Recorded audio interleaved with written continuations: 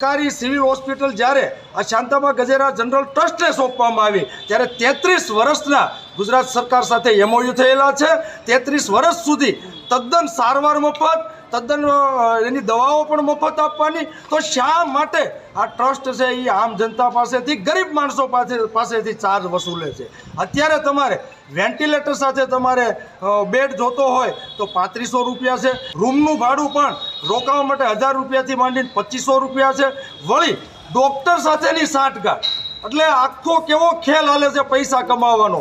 કરોડો રૂપિયા ઉછેડી અને માલ મલાઈ તારવાનો આ ધંધો આ છેલ્લા 30 વર્ષથી થઈ રહ્યો છે। છેલ્લા 10 વર્ષથી આ હોસ્પિટલના ઉપર એક ભ્રષ્ટાચારીઓનો ડોળો ફરી રહ્યો હતો અને એ ડોળો કામયાબીઓ અમરેલી જિલ્લાનું આરોગ્ય તંત્ર ખરેખર વેચી નાખ્યું છે।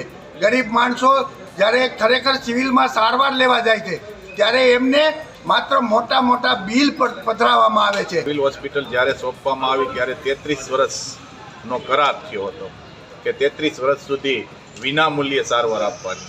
આજે 33 વર્ષ સુધી વિનામૂલ્યે તમામ દવાઓ, સારવાર, સીટી સ્કેન બધું વિનામૂલ્યે કરવાનું હોય ત્યારે પણ આ સિવિલ હોસ્પિટલની અંદર રૂપિયાનું ઉઘરાણું થવા મળ્યું છે। અહીંયા બહુ માથાકૂટને લીધે કોઈ દર્દીને 3 દિવસ ઉપર સિવિલ હોસ્પિટલમાં સારવાર માટે રાખતા નથી, ત્રીજે દિવસે રજા આપી દે છે। અહીંથી ગરીબ લોકો જે છે તે લલુભાઈ શેઠ હોસ્પિટલ સાવરકુંડલા તરફ વળી રહ્યા છે। અહીંયા સિવિલમાં જે કોઈ પૈસાવાળો માણસ હોય તે જ પોતાની સારવાર લઈ શકે છે, એવી આ પ્રાઇવેટ હોસ્પિટલ થઈ છે। અમારી તમામ માહિતીથી અપડેટ રહેવા માટે જોડાયેલા રહો S9 ન્યૂઝ સાથે।